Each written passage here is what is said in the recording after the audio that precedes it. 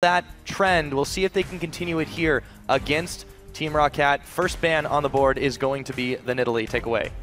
So taking it away from Jankos, we saw Unicorns of Love yesterday first pick it, and also make sure Jankos couldn't get his hands on what we now consider the best early game jungler, at least, in terms of the current meta. He is undefeated on it, so I think that makes a lot of sense. Yeah. Also, Jarvan off the board, and the Zed ban.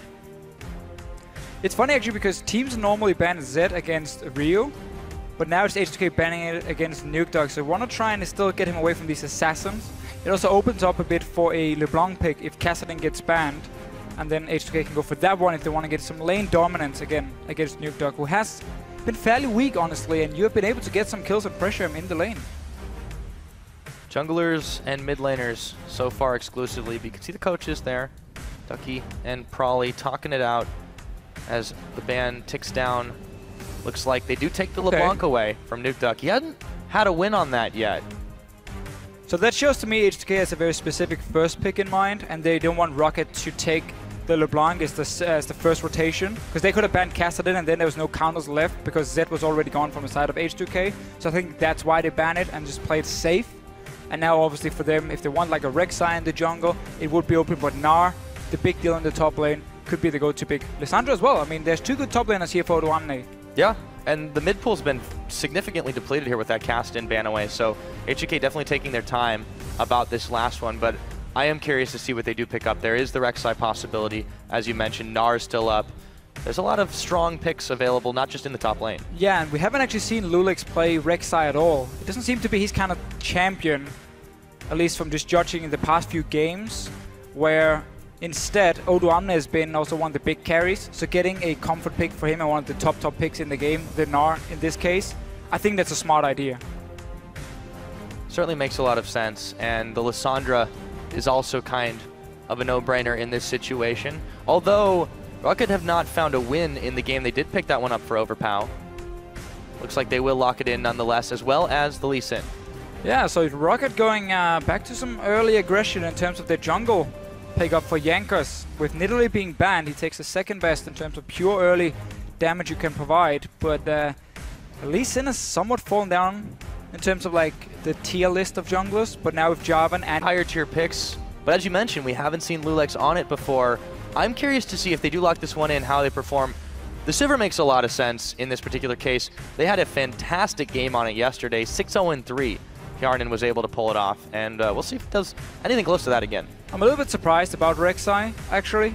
Typically, you want some sort of hard engage when you're running Rek'Sai, but in this case, because they have the Sivir, you have that mobility now for all your champions, and that's what they're going to use to engage the fights.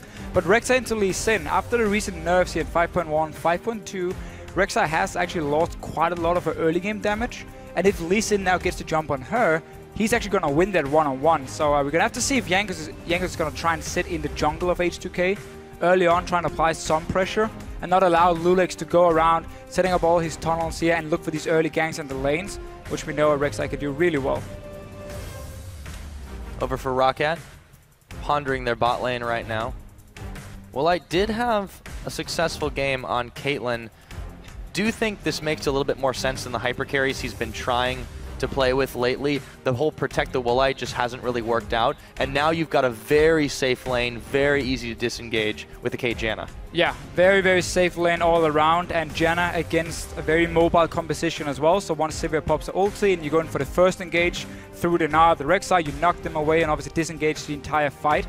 So leaves a lot of options here for ROCCAT. You already have some hard engage through the Lissandra, you have some disengage with the Janna, and obviously a very strong lane for ROCCAT in terms of one-on-one with Lissandra top lane and the 2-on-2 in the bottom lane. So I wouldn't be surprised. To see H2K considering a lane swap. But certainly we're considering something there. Crowd lets out a disappointed sigh with the Teemo Zillion. Yeah, I think that makes a lot of sense in this particular case. We'll see what they do end up locking in at the very end. Still looking for Ryu's pickup as well as KaSing's support. We've only seen KaSing on the Thresh. It's still available. He had a fantastic game on it, but he's going to instead lock in the Annie. So Sivir Annie, we saw it opening weeks, and it really, in the right hands, it was devastating. Yeah. Again, very, very strong team fighting composition from H2K. A lot of mobility, and obviously the Sivir ulti really helps Annie as well get the right engage, even if she doesn't have flash ready. So H2K just running a very standard European combo. You have such a good wombo combo team fight, and you have a lot of mobility coming in as well. I do really feel, though, that ROCCAT, in terms of the laning phase with this Janna Caitlyn, I mean, Caitlyn is one of the hard counters to Sivir in the lane, so H2K should be looking for a lane swap here. Get past the early game stages, start really scaling up on your Orianna in that mid lane, and then look for these big team fights once you have 2 items completed on your mid laner. Certainly on a roll with converting their laning into a mid-game power spike. We'll see if that trend continues here. ROCCAT now ticking down the timer and thinking about this Maokai for Overpow. I think it would work quite well, considering how many mid laners have been banned to put Nukeduck on the Lissandra.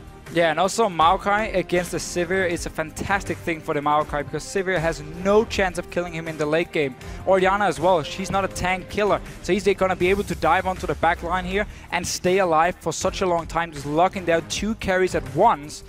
I really, really like the composition from ROCCAT. I feel like they have answers to nearly everything H2K can do through the Janna, obviously. You have the engage with the Lissandra and the Maokai as well, and you have strong lanes all around, except now, obviously, the one-on-one Gnar can do really well against the Maokai, so it's going to be about the dual lane if H2K wants to swap it or not.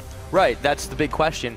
And on ROCCAT's side, the big question mark for them is, can they execute it? Because, again, we've given them all this praise. Teams have been giving them these massive props for being able to come up huge in scrims and just perform incredibly well.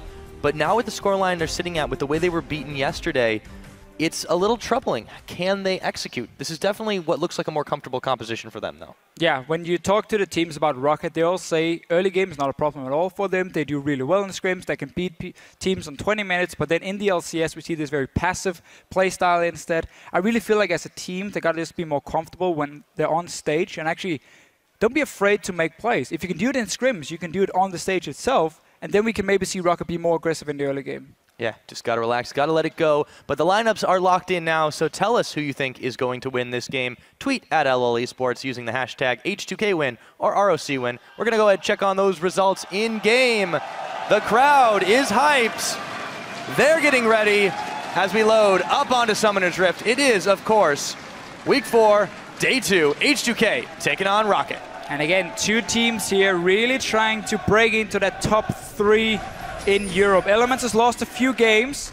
Unicorns are Love are now tied with them, and ROCCAT and H2K are just behind them. They really want to take this win here, try and create some distance, and move closer towards the top spots in the league. It's definitely a fight for that side of the table. These 2 teams, very different play styles, though, we've seen come out of them. Oh, yeah. And ROCCAT are going to have to make some really strong early game pressure here to prevent this mid-game team fight power spike, but it is so troubling to deal with the number of weapons that this H2K side has. Yeah, that really is going to be the big thing for ROCCAT, and I feel like we have said it before. In this case, you got to make sure you don't fall too far behind in the mid game, and you get to your late game point where the Maokai and the Caitlyn can really start shining. Otherwise, H2K can just run over you. Lissandra is good in terms of early mid game pressure. Falls off a little bit once people get QSS and cleanse. Mikhail's in the late game parts. But for now, looking like H2K actually going to stay in the bottom side of the map. Remember yesterday, they got the crooks and then went straight in to play very aggressive in the lane. Elements didn't expect it for some reason and actually pushed a wave and ended up dying for it, giving up a first blood that made Hjarnan so strong he could just roam around the map and take down every single turret. ROCCAT is not going to do the same. They're actually swapping to top lane. I feel like this is because they're expecting the H2K swap, and they want to try and like blind swap against them to trick them and then get the 2-on-2 on the top side. Won't work. Yeah, it looks like just going to be spending a little bit of time waiting there, as we've been very impressed just off that one game with the way Hjarnan and KaSing seem to have synced up together quite well. Yeah. And a lot of it was down to Element's misplays, but all the same, still, when you come in just out of the blue, situation like that, just trying to fit into a team, it worked incredibly well for them. They're going to do the Krugs again. Now there is not going to be anybody to greet them in the bottom lane, as we see the lane swap completed with the double jungling. Yeah, and you can see how H2K actually were expecting ROCCAT to be on the bottom side with the Caitlyn and Janna. That's why they're doing Crooks, because it also means now you can't freeze the wave, seeing as you weren't there at 155 when the minions came into the lane itself. So they're going to have to build up a big wave and push it, which means that loulex and Odoamne should go down towards his bottom side and try and force Overpow away. Otherwise, he's going to get a lot of farm under this turret, seeing as it's not being frozen. Go ahead and toss that sapling in there. So yeah, the freeze up in the top side was completed. KaSing's going to try to chase Overpow away. Fire does work quite well on trees. It does, even if you're a little child. But Overpow needs to be careful he doesn't push away too much himself with the sapling. But we do see loulex and Odoamne now moving slowly, doing a full clear of the jungle before they go down. And a lot of damage to Overpow. And actually, let's see how much he pushed that lane beforehand. It is still going to go towards him. Just one extra minion for H2K, so not exactly enough at this point to really make a massive freeze. KaSing is getting bloodthirsty to start this one off. Now, loulex and Odoamne, they're moving in position. And we're going to see Jankos and Overpow here. They know where they're at. Tempest. Yep, popping the ward down. That was what's needed. Overpow and Jankos smelled something's up, but they're going to have a rough time for a little bit. Yeah, and right now, because ROCCAT has 2 guys in the bottom lane and H2K did a full jungle clear, so Overpow is getting very close to level 3 and you can't really go and dive him anymore. It actually means Overpow is going to get a lot of farm in this lane swap, while Odoamne had been forced to double jungle with loulex, so he's actually going to fall slightly behind, especially because the wave is being frozen and Vander is still sitting in this top lane, just waiting for him to return. Notice what Jankos did as well. Recall as soon as he realized the dive wasn't going to happen, because now Overpow is actually high enough level to stay alive. He goes straight towards the top side of the map, and he's ready now to go over and zone out Odoamne if he shows up alone in this top lane. Speaking of Odoamne, there he is. Going to be making his rounds up there. Vander hanging out in the brush as well. Jankos should go straight there after the crooks. Looks like that's what he's on his way to do. He's on his way. Yeah, but it's definitely going to be tough if they decide they want to try to pull off the dive, just because of the Gnar possibilities. Not being able to build up any rage anyways, though, just because you can't get much damage. No, and also loulex is on his way, so ROCCAT want to play it a bit more safe, warding up the river first. Jankos is still moving in. Now they're going to spot loulex and realize they can actually dive them, and therefore a lot of farm being picked up. Though Woolite's actually able to pack away decently well at loulex's health bar. He's going to be backing off. So once again, Odoamne is a little bit isolated, but Jankos isn't thinking about that. He's got crab on the mind. We saw him go to the lane, and he was ready, had it just been Odoamne on his own, to actually go in and force him away. But as soon as loulex showed himself, it actually turned into a very passive and defensive lane swap, where you've been defending your own top laner and therefore preventing the dives, and nobody's really punished each other too much.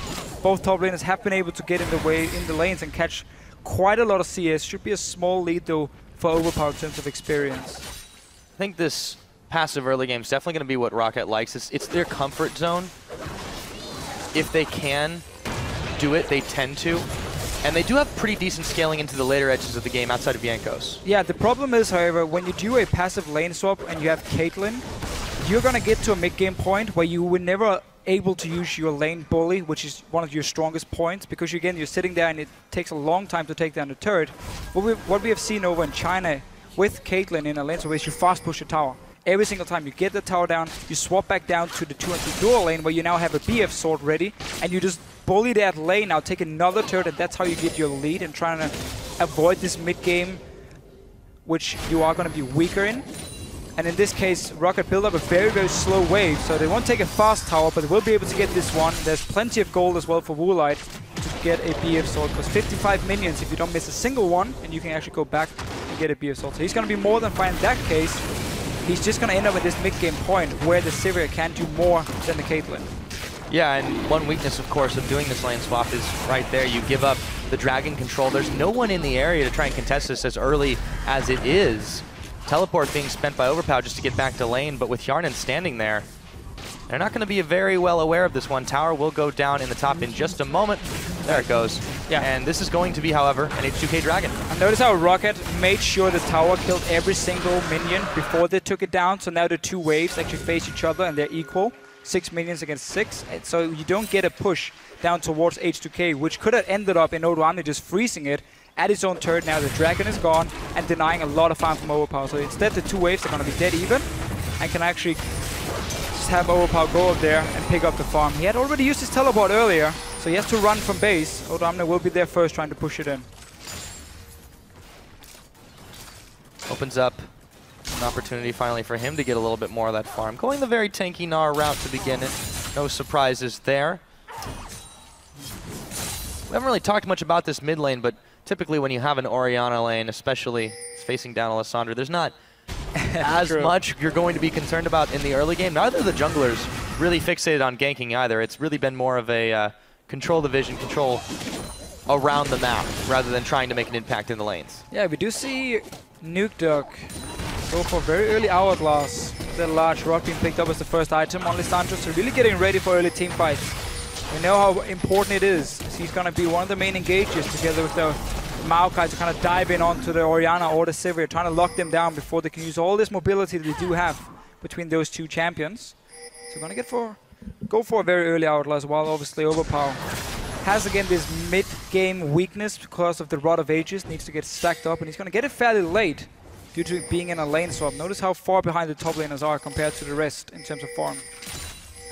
Going to be a while before they're comfortable getting involved in these fights, so not so much wet noodle. Overpow takes quite a lot of damage as Odoamne goes back. Too many Gnar actually just throws quite a lot of boomerang shots at him, but yeah, it's going to be a while before those two are particularly useful in the team fights. That's true. We're going to see Gnar just keep being a bully against the Maokai, and a whole lot Overpow can do. Try and pick up some farm. It's going to mean his tower is going to take quite a lot of damage, which we saw H2K use yesterday against Elements. Just poke them down, the towers down in the lane, and then you use the Hjarnan on Sivir to roam between the lanes and just take them with the fast push. In this game, however, Janna will be a bit more busy dealing with that Caitlyn in the 2-on-2 lane. We see it now, BF sword and a long sword actually for Woolite. So 100% focus on combat stats in the lane, not mobility. A little bit of extra damage. Pretty close together in farm, but really didn't have too much of a challenge in either way when you have that lane swap. And you can bully around however you want. Ryu goes for a little bit of a roam, but he's going to get spotted by that pink ward, and he just turns around 180 degrees. It's a bit of a random roam by an Orianna in the late game. Oh, sorry, early game. We normally don't see that too often. Overpow is fairly low, so could have maybe gone for a kill, but the pink ward spotted him. And he will be fine in the mid lane as well. So we've gone back now to standard lanes, but Dragon for H2K, and again, they dodged this Caitlyn lane early on. So they can actually be very happy with the lane swap and how it went. Oh, make something happen. Not quite yet. There's nothing really to take on that side. But Nukeduck was certainly thinking about going in. loulex, yeah, now he's going to be heading back to the farm. And Jankos actually going to skirmish the Saber on Lee Sin. I haven't been the biggest fan of it. We've seen a lot of junglers go for it and not really use it at all. You give up a lot of early pressure by not having the Stalker's Blade, or like map pressure in terms of not having the Trailblazer, where obviously you can use your smite on the Raptor camp, which is what you want to do, and you just clear a ward and you can farm a bit easier and always be fairly healthy. With the skirmishes, you kind of again have to save that smite for your gank itself, and it just doesn't offer a whole lot before we go late game, and those 20% damage reduction debuffs you can put onto AD carry, or maybe the Orianna can be useful for you. Yeah, I'm curious to see where Jankos ends up utilizing this. He did sell it, sell the Ranger's Trailblazer to pick that skirmishers up, and loulex just completing his tunnel system here as he heads over to the Raptor camp. Meanwhile, in the top lane, Overpow is going to be backing away. Decent farm advantage for Odoamne, but he's got no tower still to fall back to. No, and again, Overpow just falling further and further behind after they got into this one-on-one. No Rod of Ages yet. The standard time is around 13 minutes. And he's just got a catalyst. Yeah, that's going to be delayed quite a lot. His goal at the moment is only on 75, so he just spent everything he had. That's going to take a while for him to get stacked up, and we even see Nukeduck actually not going for Outlast first, just had enough gold for that large rod, so one of the early power spike, and then just going for real Normicon as actually the first fully completed item for him. Jankos was trying to apply the Jurassic Park strategy there, where you can't see it if there's no movement. In this game again, or this early game, is really why we don't see too many junglers still use Lee Sin, especially if you look at the likes of NA, where Vi was played a lot suddenly. Jankos hasn't been able to make any plays early on. We had the lane swap obviously, and he hasn't been able to pull off any ganks. This might be the first one though. They're certainly going to try for it. Ryu though, yeah, he's got some backup. It won't be. But this is where again, in terms of pure team fighting, Rek'Sai is going to be a lot better than a Lee Sin. So Jankos is going to be more about peeling in these late game team fights. And obviously, again, just trying to tank up as much damage as possible. But that's going to be about it for him. And it's weird that he's picked up the skirmishers in that particular case. You'd think the chilling smite would have helped to peel off just a little bit the slowing effect. It's not going to be able to be applied this time around. loulex clears out that ward. 7 seconds on the dragon now. The team is really keen to set up too quickly for it. Scuttle Crab control for ROCCAT. Crowd is loving those ward kills. Want people to kill something in this game. A lot more passive from H2K after they weren't able to just win the laning phase like they did yesterday, and we know ROCCAT likes to play this style. So no real surprise for them. Notice how also Odoamne, he's ready for this dragon fight. He just got Warmogs as his very first item, so quite a tanky spike for him. Gnar is down, however, so they want that back up, and a lot of wards being killed. The name of the game is vision denial right now. A lot of pinks being spended out to make sure that can happen. Woolite Vander and try to push in on the bottom side. Vander's actually backing away. Overpow has really had some trouble fighting for this farm. Odoamne still chasing him, pushing him back every chance, just chipping away at the bark on the tree. It's kind of fun how little action we have seen. None of the supports have been roaming in the lane swap. They both stayed in their lane just to try and deny a little bit from the enemy top laner. Normally Annie is fantastic at roaming early on. Even Janna can actually do it. But there's no ganks in the mid lane or anything. The junglers have just been there to secure farm as well from the top laners. And because H2K got the first dragon, now got the second one. And again, we're getting towards this mid game point where Woolite doesn't really want to look for fights. He wants to try and fast push down a few turrets, but that's not going to happen. Because the laning phase is still going, so H2K currently can be very happy. Yeah. Despite the fact that KaSing does take a big ace in the hole, Hjarnan still fairly healthy, spell shields away the Peacemaker. It just seems like H2K, they're not particularly keen on fighting it out right now, even though they should have a pretty decent power spike going forward. And they also continue to try to just get in and take a numbers advantage, a quick gank, but there's so many wards here that H2K is just clearing them out and walking away. Yeah, but again, they do have to be a little bit careful. They don't allow Woolite and Vander here take down too many of these outer turrets. The first one is already gone. This is why you want that Caitlyn into Sivir. There's nothing she can do against you. Now they can just swap to the mid lane and just have only the Orianna to try and wave play against the Lissandra, against the Caitlyn and a Janna. That's not going to happen for H2K. So last outer turret in this mid lane should be the next target, especially with the dragon being gone. And also average blade picked off here by Woolite. The thing towards the static shift. They want to go for the first gank now towards Nukeduck. Well, you know the Rek'Sai scream. That's happening here too. Oh, he's going to wander a little bit too close, and there goes the Tibbers, the Shockwave, and the first blood. It goes to Ryu. Well done. Well done here. Just sitting and waiting. They actually placed the ward after the Tibbers went down, but they saw Jankos move over there, and then simply destroyed him. Nice little roam by KaSing. The first time we see him really move out of his lane. Yeah, waits for the perfect moment to strike and drops the bear. They combo a couple of ults, but it was definitely well worth the first blood. And now KaSing hanging out in the mid lane with Ryu, waiting for the mini wave to arrive to push it in. And we see already Woolite in this mid lane. Ooh! It's going to be the next turret for him. It's quite the distance there. Ryu double buffed. Already got Athene's completed for him, and Odoamne actually took the top lane turret, so tower starting to fall, should open up the map a bit, and for potential fights. Yeah, they seem to be a bit energized by this one, but maybe they've overstepped their bounds, or maybe Overpow is the one getting pushed in. Still not quite tanky enough, and they're keying off on him despite the Vander ult. Now they're going to turn attention to the Janna. loulex, they have the damage, and they manage to pick up a support 2-0 on the kill score. And H2K have started to flex their muscles. I'm really not sure why ROCCAT are looking for a fight there onto Odoamne. He's very tanky already. Nukeduck was in the bottom lane as well. Not going in on that claw. Poking away, but this turret now is going to take a hell of a beating. May not last too long. Woolite has just got to get the hell out of dodge. He's not going to even try to defend it. Picks off. Now they're waiting in the brush here, ROCCAT, to maybe try. No, they're not going to go for it. I feel like they've been a little cowed by this aggression that H2K has started to demonstrate. And look at all the gold here for H2K after getting top lane tower, mid lane tower, 2 kills as well. Everyone above 1,000 gold in the bank. Back to spend it, and now again, keep pressuring your advantage. Bottom lane turret is the last outer one. That could be your next goal, or you can just ignore that and start pushing straight up towards the mid lane, take control of the jungle of ROCCAT, the top side. Dragons have gone to you already, and it's not going to spawn for a few minutes. Get in that jungle here again, force ROCCAT to lose a lot of farm, And if they want to fight you, you're happy to simply say, let's go. Let's go indeed. And Vander goes on. Bit of a scouting mission, finds his ward. 30 gold for his trouble. They're going to grab a crab as well.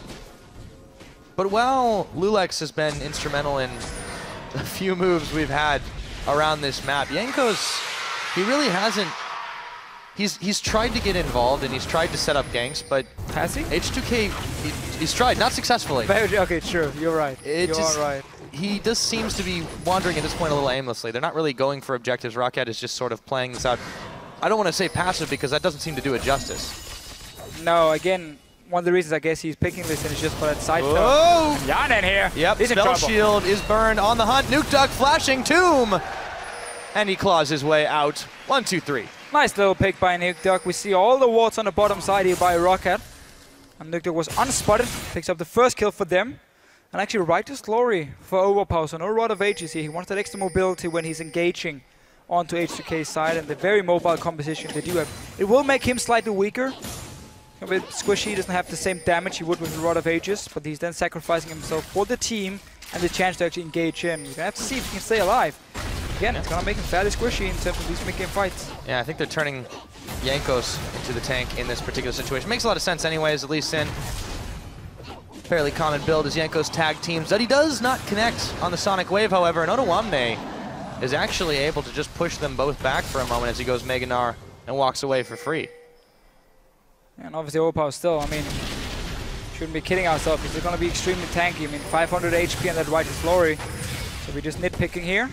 Typically we do see still Rod of Ages, especially when you're like diving onto 2 carries who can't really kill a tank. You just want to invest as many resources as possible onto your Maokai. So he gets really, really tanky 2 items very early, and he can just stay in these fights forever. He's on to Odoamne here. Yep, and he has found some damage. Jankos is ready for the tag team once again, but Overpow is actually backed away. There we go. Flash Odoamne, though. He might be backed into a bit of a corner here. They've got the damage. Overpow just keeps on moving and moving back with the Mega Gnar timing. Odoamne, can he get away? Dodging the Q again. Again, remember, this Righteous Glory here is making you weaker in these small fights. You have no AP at all, so no damage coming from Overpow. Ends up dying. And this is horrible timing. And at the same time here, rest of H2K said fine, Jankos on the top side. We're just going to take this bottom lane turret, the last outer turret left in the game. We will take that for free. Simple for them. You get kills, you get towers, you get dragon. I mean, just notice again here, Overpow onto Odoamne. He has barely any damage to him. There's a Hex Drink already, and the Warmog's the first item from Odoamne. And Jankos joining in. Really not had a good day on this Lee Sin. Just notice, Mega Gnar gets popped, Hex Drink, a shield, everything. And there's the extra HP and the kill. That's all he needed. And yeah, Jankos look brutal, not been able to connect on the fuse. It's just so frustrating in that situation. Now another dragon picked up by H2K after all of that as well. Everything's going right for them at this point. Yeah, finally, once we hit the mid-game point, really start to pick up the pace. Get kills. We saw KaSing roaming. All the outer turrets are gone for ROCCAT's side. And there's really no reason to stop from H2K. Just keep looking for these fights. You have a lot of engage options because of the Sivir with the Annie lined up. Odoamne looking for another fight against Overpow. Ooh, Gnar backwards, and he goes mini Gnar actually. Even though the Vengeful Maelstrom is on, he's really making Overpow regretting really trying to take the one-on-one here. It's a very, very slow fight. Flash is worse. He's not going to be enough though. Twisted advance back on in, but Odoamne should have enough damage to polish him off. And Odoamne here again, really just looking for every single one-on-one fight. Overpow can't do anything but try and run away. And Nukeduck now setting up for pick, but this is one of the big things about Rek'Sai. You can run around the enemy jungle, and you see it again, the timbers here, the small circles under ROCCAT. So despite not having a ward on them, he knows they're trying to set up for a pick, and he just backs away and stays alive. Now they are 5 members in this bottom side, starting to push through the tower pretty quickly. There's not a lot of reaction. The Janna shield is hardly going to be enough. The tornado does come out but the turret is just about done, and that is going to be it. They drop the timbers on Nukeduck, and he's gone before Vander can even heal him, who has to flash himself. Chilling Smite, they're chasing Woolite away, and he can't even get back to the base gate. There we go. Jankos is going to get the safeguard. loulex pushed back, but now they're onto the inhibitor turret. The switch has been flipped, and H2K have gone up to 11. They find Overpow, a little bit more damage there, and they're able to take him down. ROCCAT are just getting so shut down. Inhibitor 1. It looked like it wasn't going to be a 23-minute one, but it is, Deficio. It is indeed. H2K looking very, very good. And just to correct myself from before, it's of course not the Tempest, it's the Tremor from the Rek'Sai. Tremors indeed. Tremors indeed. So let's see the fight again. It's on to Nukeduck. He actually used the claw, so he has no escape tools now except for maybe flashing away. But that's a nice engage by KaSing. Just a new guy on the team.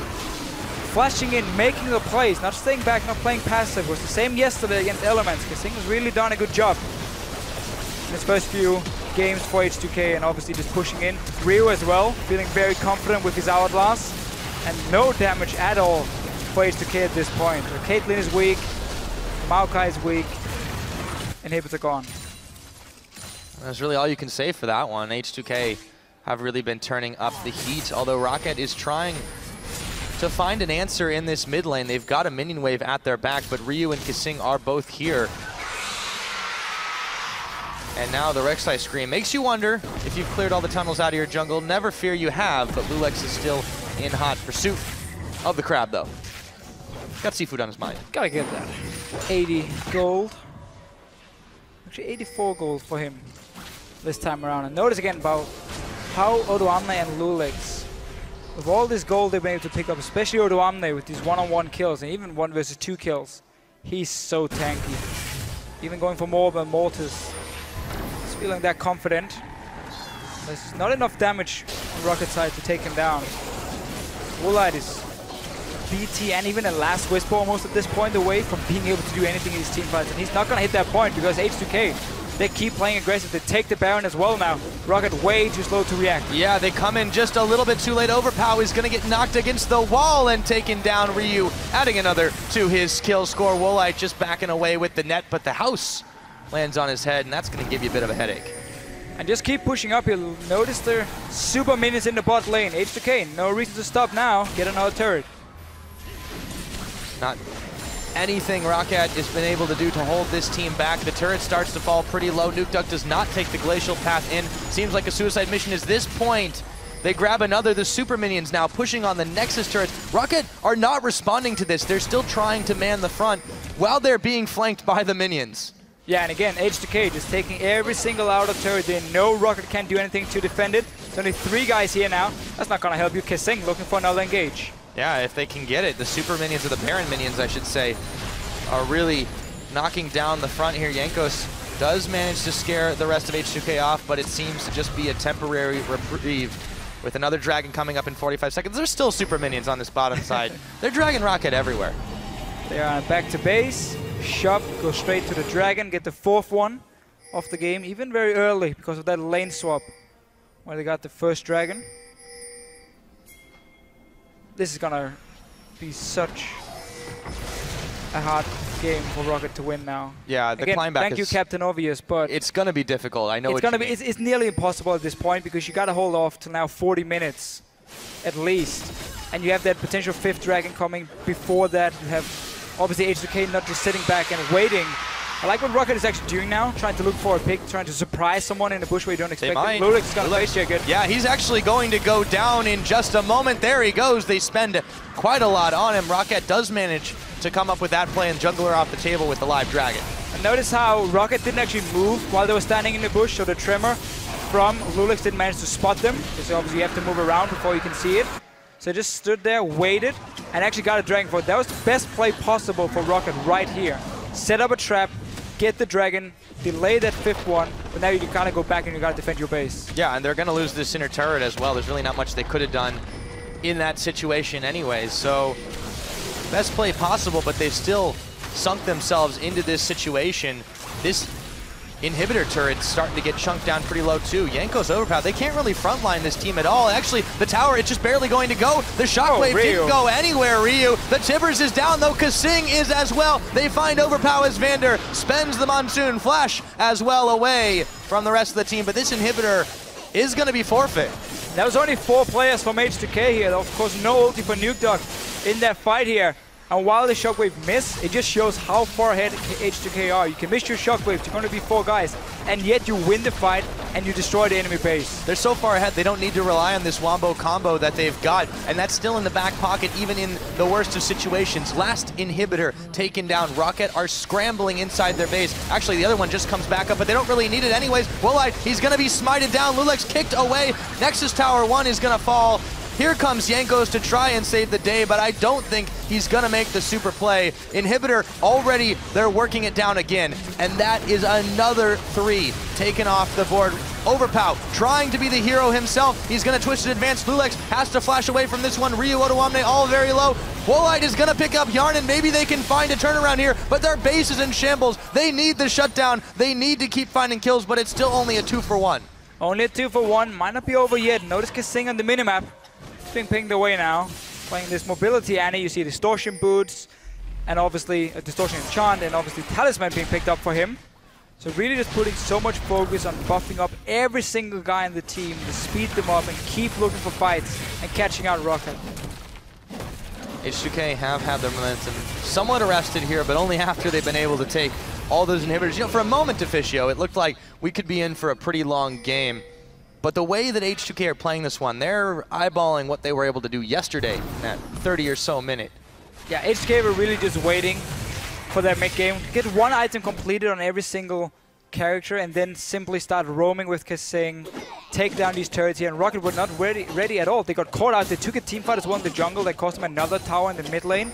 And suddenly H2K were just so far ahead. And we talked about how they have so much mobility and such a strong mid game through just like the Gnar, the Rek'Sai, and the Sivir together. And they really used it well to push down ROCCAT, and this is exactly what happened yesterday for ROCCAT against Unicorns of Love.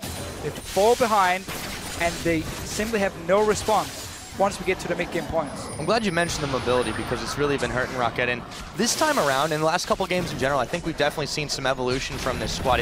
Odoamne has been really well together with the team, and now Nukeduck is trying to make the play on him. He's going to go down. They're still going to find KaSing. Finally, they invest so heavily into picking off the Annie. They lose Nukeduck, they lose Overpow. I can't even speak how fast these kills are going. Goodbye, Jankos, Woolite running back to Fountain, staying alive just barely as he's trying to get those fantasy points, but the Nexus is already done. 30 minutes, 16 seconds, and H2K stack another